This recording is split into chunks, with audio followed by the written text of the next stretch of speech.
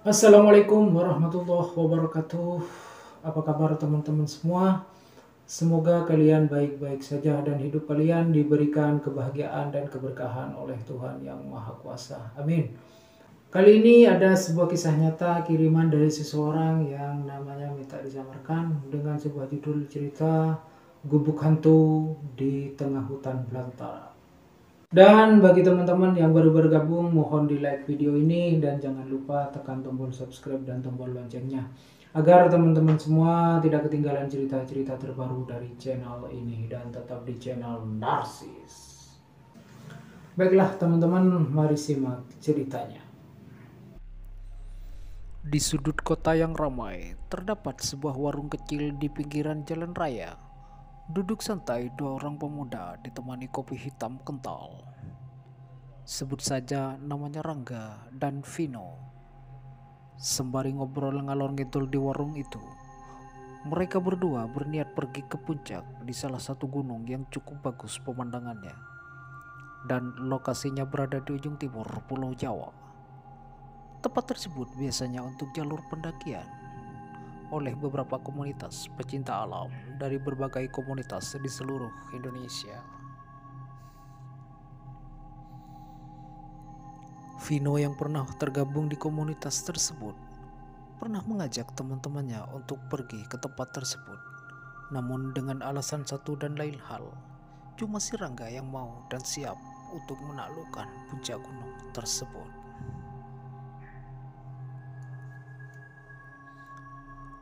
Waktu yang ditunggu-tunggu pun tiba. Dengan bekal dan persiapan yang matang, akhirnya mereka berangkat dan menyusuri lebatnya hutan belantara, di mana jalur yang bakal mereka lewati sangatlah berat dan banyak rerumputan liar di sekelilingnya. Setelah memakan waktu selama beberapa jam perjalanan, si Rangga dan si Vino ini sampailah di sebuah gardu. Anehnya, tak ada seorang pun petugas yang berjaga di tempat itu. Karena tak ada orang, terpaksa mereka berdua ini menunggu beberapa saat dan berharap berjumpa dengan penduduk setempat yang biasa berjaga di sana.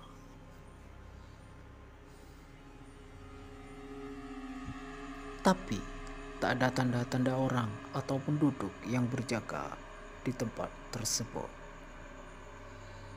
Hal itu membuat Rangga dan si Vino ragu untuk meneruskan perjalanan ini. Namun keputusan harus segera diambil. Meneruskan atau kembali. Saat itu waktu menunjukkan pukul 9 malam. Mereka pun memulai perjalanan. Dan selama perjalanan tersebut, si Rangga ini ngerasa jalur yang mereka lalui ini sangatlah gelap.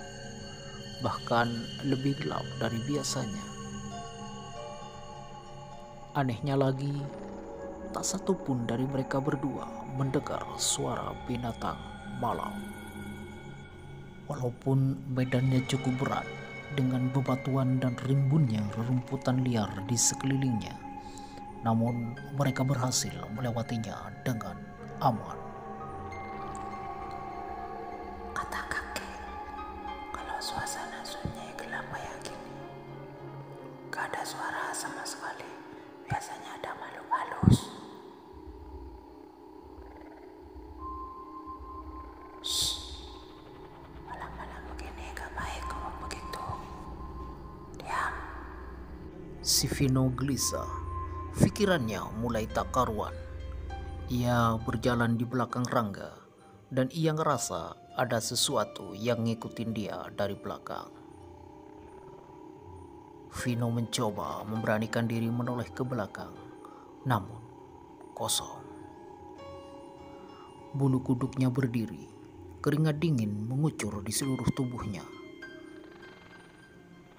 Namun mereka berdua terus berjalan, menyusuri gelapnya jalanan hutan tersebut. Rangga yang berjalan di depan sambil sesekali mengayunkan parangnya, menebas-nebas ranting pohon yang menghalangi jalannya. Tiba-tiba terdengar suara.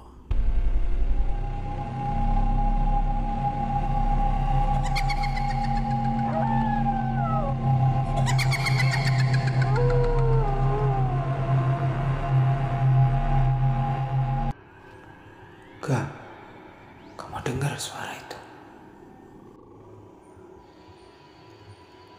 Si Vino tertegun, wajahnya pucat pasi.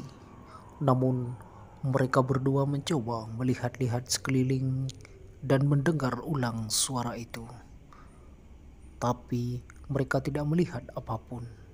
Sepertinya mereka tahu apa yang akan terjadi. Rangga dan si Vino pun berjalan lebih cepat.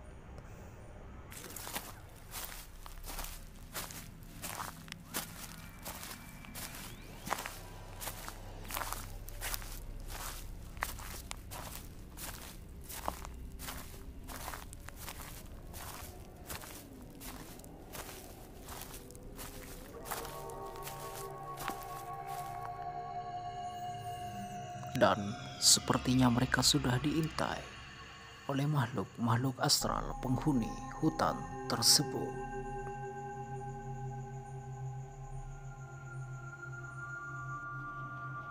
Nafas yang mulai ngos-ngosan dan degup jantung yang mulai tak karuan itu menegaskan bahwa mereka berjalan sudah cukup jauh dan mereka berpikir bahwa lokasinya sudah aman. Vin, saya mencium bau bunga melati.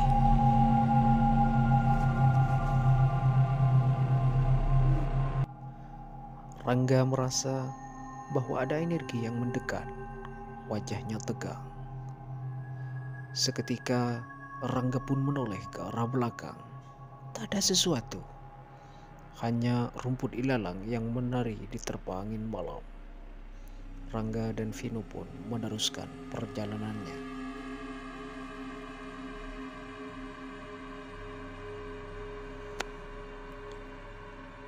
Namun saat melangkah baru beberapa meter, dari arah depan muncul sosok putih yang berdiri di balik bebatuan besar itu, yang terus memandangi Vino dan Rangga dengan wujud yang sangat mengerikan.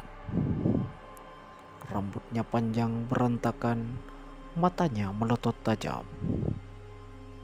Sementara si Rangga memperhatikan si hantu tersebut sambil komat-kamit membaca ayat-ayat suci agar mereka berdua diberikan keselamatan oleh Tuhan yang Maha Kuasa.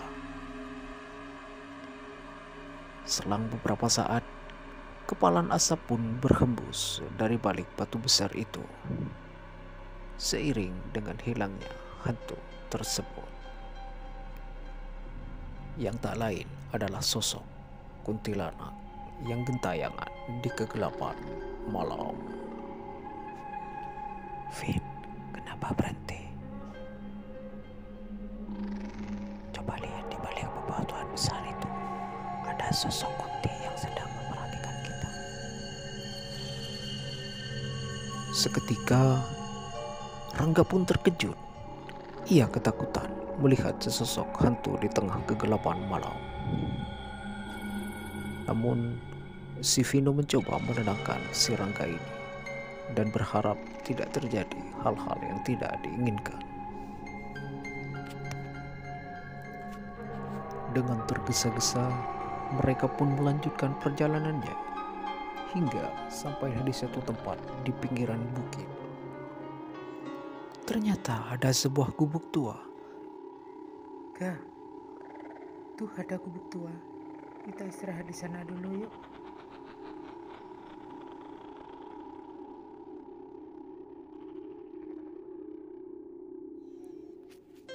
Si Rangga hanya mengangguk-angguk ragu.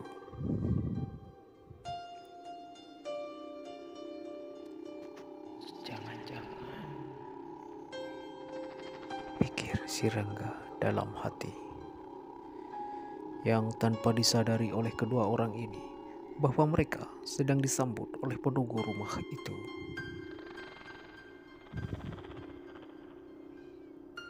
Setelah beberapa saat, kedua orang ini memperhatikan gubuk itu. Dia merasa tak ada yang aneh. Kemudian mereka berdua pun masuk ke gubuk itu. Si Rangga melihat ada tempat duduk terbuat dari bambu. mereka berdua duduk dan rebahan di sana. Si Rangga mengeluarkan sebatang rokok lalu menghisapnya perlahan-lahan. Sementara si Vino langsung berbaring karena kecapean. Setelah beberapa saat di gubuk itu, tercium oleh si Vino aroma bunga melati yang cukup kuat. Degup jantung mereka berdua kembali deg-degan, gemetar, dan rasa takut menghantui mereka. Si Vino mengintip dari celah-celah anyaman bambu itu.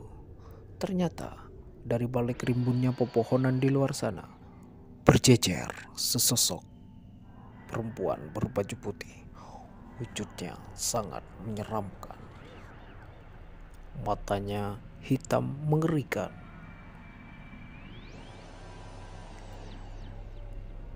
Si Vino pun semakin ketakutan. Ia tak berani bersuara. Sosok itu semakin lama semakin mendekat ke gubuk tersebut. Kemudian si Vino mundur beberapa langkah ke belakang, memberi isyarat kepada si Rangga yang sedang merokok bahwa di luar sana, dari balik rimbunan pepohonan, banyak sosok hantu yang mendekat. Si Rangga beranjak dari duduknya. Ia perlahan-lahan mencoba membuka pintu belakang. Sementara si Vino mengikutinya untuk segera pergi dari tempat angker tersebut. Mereka berdua melangkah dengan cepat menuruni jalur gelap itu hingga puluhan kilometer. Sampailah mereka di daerah pemukiman warga yang rumahnya hanya bisa dihitung dengan jari. Itu artinya ia lari dari gubuk berhantu tersebut dan kembali untuk tidak melanjutkan perjalanannya, disebabkan oleh medannya yang berat dan lokasinya yang angker dan banyak hantu. Nah, begitulah teman-teman akhir dari cerita ini. Jangan lupa pencet tombol like video ini dan tekan juga tombol subscribe dan tombol loncengnya agar kami lebih semangat lagi untuk membuat video cerita-cerita terbaru dari channel ini. Terima kasih. Wassalamualaikum warahmatullahi wabarakatuh.